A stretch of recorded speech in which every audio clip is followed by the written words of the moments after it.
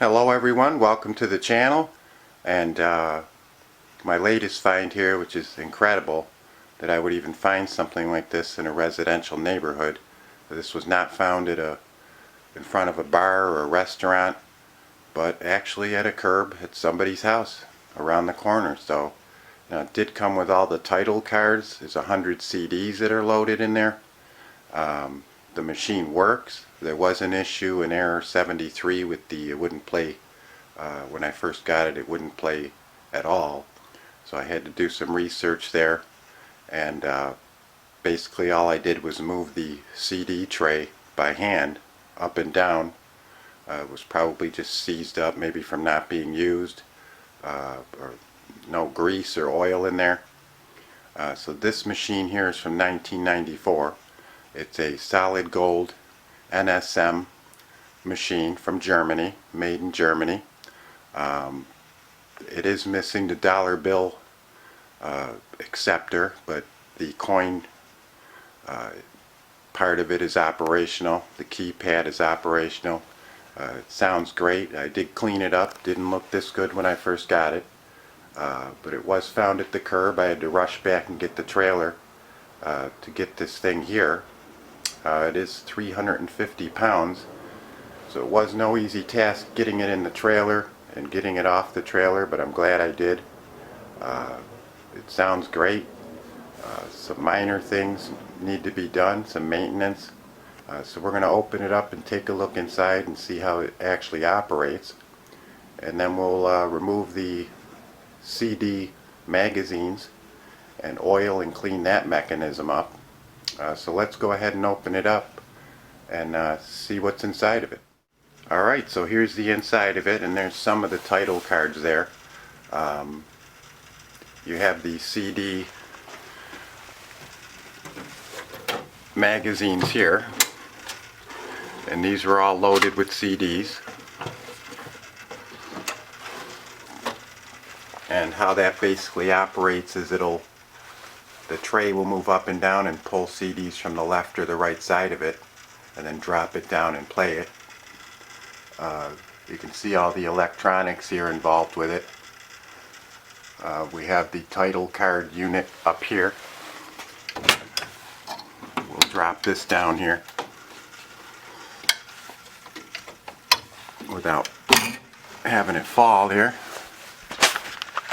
And you can see that that will move the title cards from left to right and back to front. And the belts, you have a bunch of belts that are in great shape, no problem with any of the belts, so that's good. You have these fluorescent lights up here that are all functional. There are a few tiny little bulbs that are blown, but not a big deal considering it's from 1994. It's probably all original parts. There is a service mode that you can get into, and there's supposed to be a switch that when you open the door it activates or deactivates the switch, which actually just connects these two wires. So it took some time to figure out that someone had removed the switch, but I do have another switch that I'm going to hook up to this because the service mode's important. It lets you configure the amount of money. You can do random plays on the CDs. There's 100 of them. It also lets you change the bass and the treble and the sound settings and those kinds of things. So we're going to fix that up. So I think what we're going to do is I'm going to give a quick demo on how it works, and then we are going to remove that box. This box can be removed, and we're going to take it apart and oil it up and clean it up in there. Make sure all the motors are oiled, and then we'll do a little demo of it. But great find. NSM Solid Gold Jukebox, and at a time like this when you're stuck in the house, it's a great, just a blessing to be able to find something like this. I'm always tinkering around with things, so I enjoy getting it to work. So let's move on to the next step. We'll just give a little demo of it playing, and then we'll move on and clean the CD unit up a little bit. And that'll be about it. It's not going to be too long of a video. I just wanted to show this great find here that was found at the curb. So let's move on with it. Alright, so we've got you zoomed in here to the Pro drive here, which is really the heart of the machine. There's 50 CDs on the left, 50 on the right, and I'm just going to do a quick demo and then I'll shut it off while it's playing the music. I don't want to get copyright flagged for the music, but just wanted to give an idea of how this unit works. Pretty sophisticated stuff. 1994. I tell you, the Germans really know how to build things. But let's pick a song and we'll get a view of how this unit works.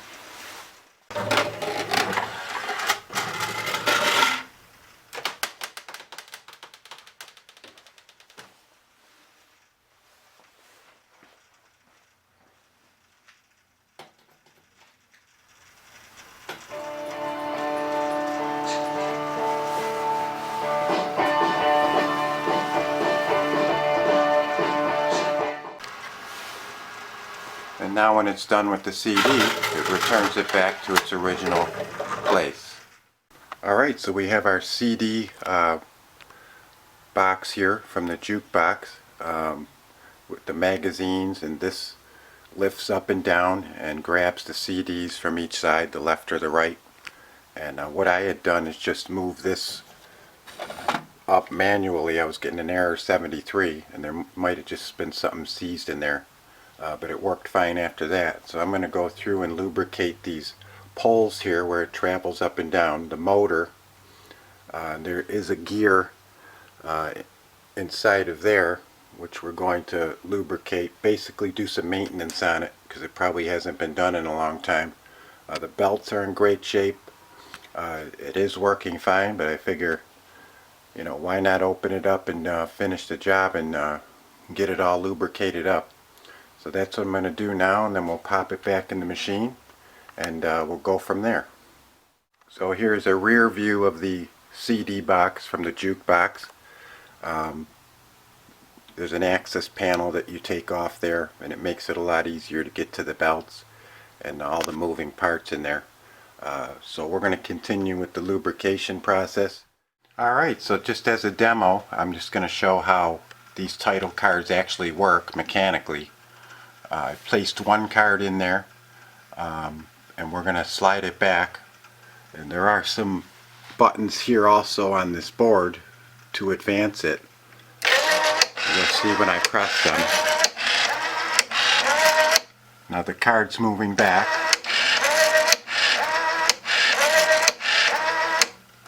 and it should grab the card, and it did, and it slid it backwards.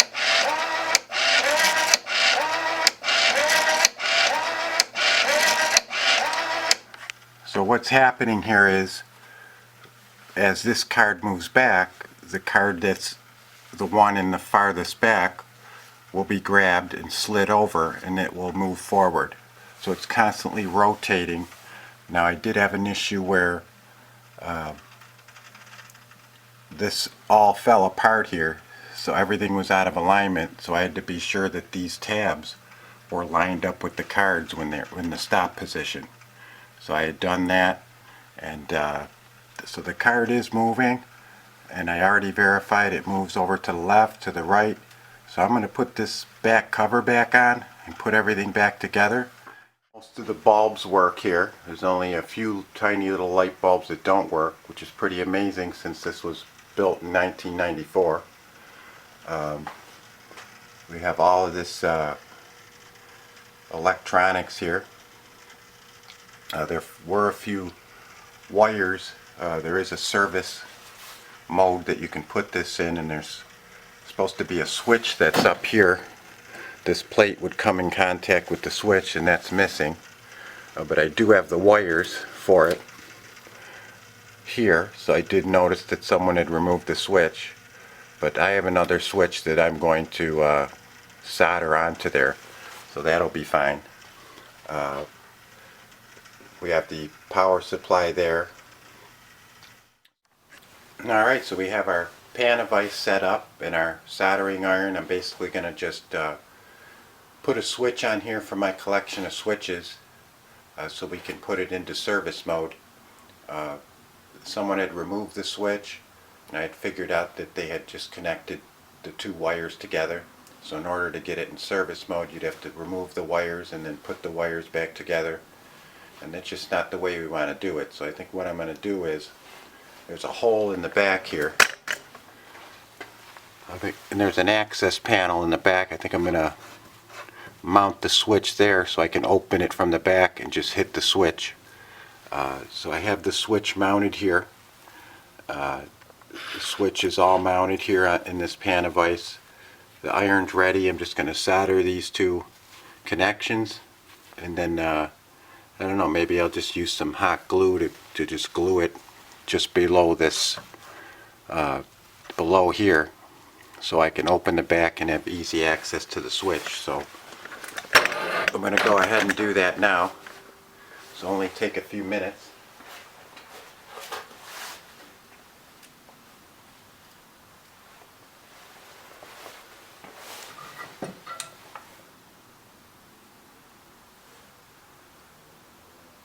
We want to make sure we have a good connection. Alright, so we finished the switch, and you can see from the back here we have this panel that was here, and now I can basically just open it up and flick the switch to put it in service mode. So we'll get a look at the front here. There it is. So it's a lot better than connecting two wires together. So that'll be our service switch, which will allow us to get into the service mode, which opens up a whole bunch of opportunities in terms of adjusting the settings and testing things out. Alright, so we have taken out the lights, and there's only a couple bulbs that are blown out, which isn't too bad. And we've taken apart the strober display that goes into the top there. It just kind of rotates and gives a reflection. It's kind of neat. So we cleaned that all up, and we oiled the motor in there. So we're going to put that back together. Alright guys, so that's basically it for this jukebox find. It's a pretty cool find. I've actually been enjoying it for maybe a week now. Here it's all been completed. We have the title cards that are functioning. It took quite a bit of time to get all the title cards in because there's 100 of them. But pretty cool that it came with 100 CDs already, and pretty much all set to go. So I just wanted to do a quick video on it, kind of show the functionality of it, and that's about it for now. So if you like the video, hit like, subscribe for future videos, and we'll see you next find.